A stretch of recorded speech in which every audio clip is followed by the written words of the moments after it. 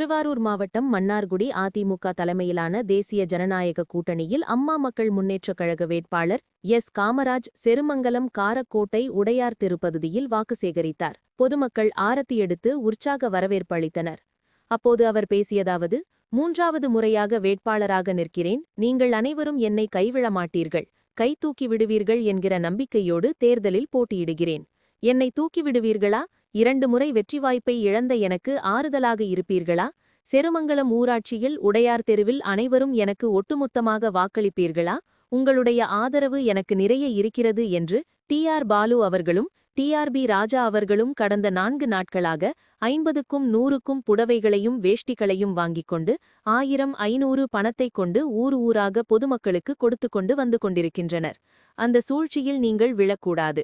எனக்கு எந்த நேரத்திலும் உறுதுணையாக இருக்க வேண்டும். டி.ஆர்.பி. ராஜாவிற்கு அவரது தந்தை பணம் வைத்து உள்ளார். எனக்கு நீங்கள் உறுதுணையாக இருக்கிறீர்கள். நமது வெற்றியை தடுக்க வேண்டும் என்கிற நோக்கத்தில் 3 எஸ். காமராஜ் என்கிற பெயரில் டம்மி வேட்பாளராக திமுகவினர் நிறுத்தியுள்ளனர். பொதுமக்களிடையே குழப்பத்தை ஏற்படுத்த வேண்டும், உங்களது கவனத்தை சிதறியடிக்க வேண்டும் என்கிற நோக்கத்தோடு நிறுத்தியுள்ளனர். நான் வெற்றி பெற்றால் நீங்கள் எம்எல்ஏ என்கிற அந்தஸ்தை நீங்கள் பெறலாம். சட்டமன்றத்தில் எஸ். காமராஜரின் காலடி பட வேண்டுமா வேண்டாமா என்பதை நீங்கள்தான் தீர்மானிக்க வேண்டும். சட்டமன்றத்தில் எனது காலடி பட்டால் உங்களது காலடி பட்டது போல்.